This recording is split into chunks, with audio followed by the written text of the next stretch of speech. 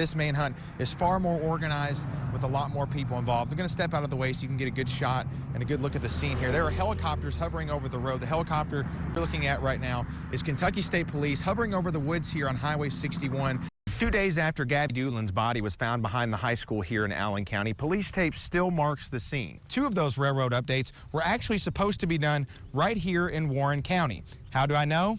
There are plenty of railroad crossings across the state of Kentucky that look just like the one behind me. A lot of things have changed since then, trust me, but one thing that has not, this crossing, still no lights. We're searching the woods in the area and the fields, much like police at this point, but so far, no luck. One good use for the body cameras is if a police officer pulls somebody over and there happens to be an incident, they can just go inside the police station, download the video, and see the face of the suspect. You can see the outside of the stadium here. We can't show you the inside because ESPN has those rights. But let's walk around and show you guys what's going on. Some Bowling Green East fans. We walked right in front of them.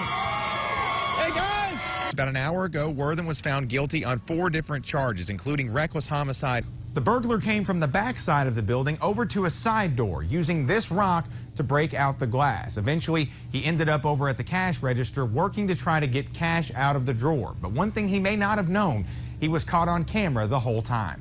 This is tonight's top story at 6. 1995. It's the year that Brian Doolin graduated from Allen County, Scottsville. It's only 1 year before Timothy Madden finished at the same school. 2 men on separate paths, sadly brought back together for all of the wrong reasons. Brian and his wife Amy agreed to sit down with us today after a long month of so much emotion, and they tell me what's happened to them is still hard to believe. I mean, I don't remember a whole lot. I just remember screaming no. A bedroom now empty inside the Doolin home just outside of Scottsville. Due to events 1 month ago, that's how it will stay. Her little friend came back down there and she said, "Amy, have you saw Gabby? I can't find her." Gabby Doolin's older brother was playing football when she went missing from the campus of Allen County Scottsville High School. The game stopped and everyone, including her father, searched high and low for the 7-year-old. Brian says he saw a lot of people during that search, but one face sticks out in particular. And I saw him walking up the fence at the ballpark. And it was dark, I couldn't tell who it was originally. And I hollered. I was asking a lot of people that night who they were. I mean, I thought he was helping me search. I asked him, that's what he'd said. He said he's looking for Gabby. The man, Brian Doolin says, was Timothy Madden. And shortly after, Gabby's mom saw an ambulance, and that's when she heard the horrible news. I hit my knees beside that bench and I said, "Please, God, please let her be okay." But then they came back right after that and they said that she was already gone. Less than a week later, Madden was arrested, charged with murder, sodomy, rape, and kidnapping. The Doolins say Timothy has a daughter that cheerleaded with Gabby. She'd been around him, you know, at all the practices and the games. She would have trusted him just enough. I wouldn't have thought somebody was on the sidelines with us time in, time out. I don't never have thoughts like that about my friends' kids. Brian Doolin and Timothy Madden graduated only a year apart from the same high school, but Doolin says their acquaintance ended shortly after that. Of course, went all the way through middle school, high school. There was a short period of time we run around together after high school. Now the 2 former classmates, one pleading to a judge, while the other's family pleads for justice. To make sure that the person that did this pays, but we have to make sure that justice is served for her, whatever that may be. Now, not only does a bedroom lay empty, so does a piece of a family's heart. I will get to hug and kiss her again. I know I will. I don't have no doubt.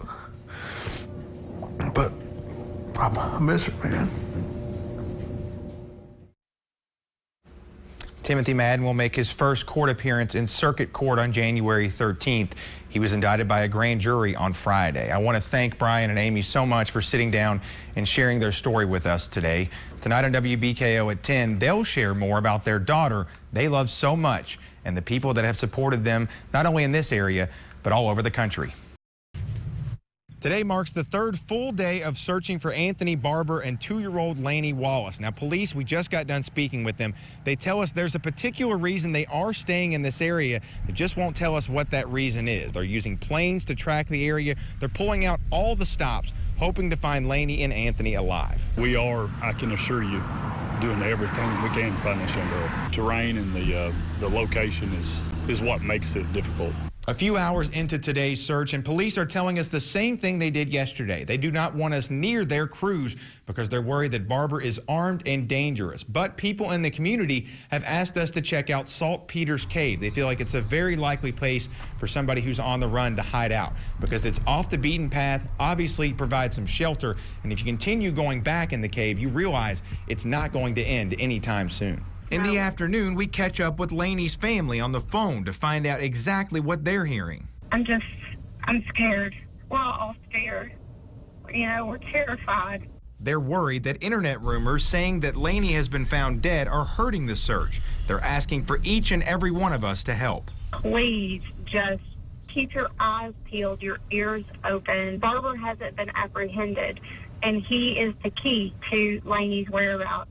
So we really need the public to be diligent. About an hour later, we run into police. They're heading back to spots in Monroe County they think Barber could very likely be hiding at. Now, we're standing at the abandoned house where Barber was seen on Tuesday. It's late in the afternoon now, and police just went inside to check and see if he may have tracked back to this place, but there was no luck. Now, they say no matter what happens in this case, no matter how many times they check a place and they do not find them, they're going to continue searching until they find Lainey Wallace and Anthony Barber.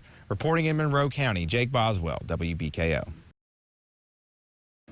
We've talked a lot of baseball since we've been here in Williamsport, but Bowling Green East has a day off today, so we've decided to have some fun. Probably the most noteworthy thing here in Williamsport, besides the fields, is this hill. So we've got a couple of the Bowling Green East siblings who decided to meet us up here today to show us the best and worst ways to go down this thing.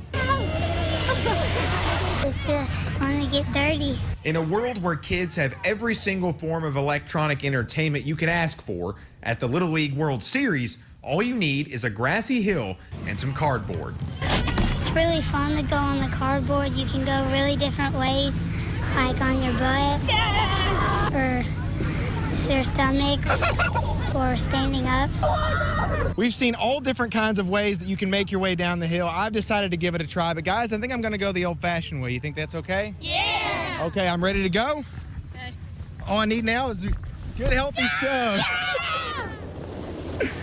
I was definitely not as graceful as some of the others, but it's easy to see why every hour of this tournament, someone is carving out a new muddy path on the hillside.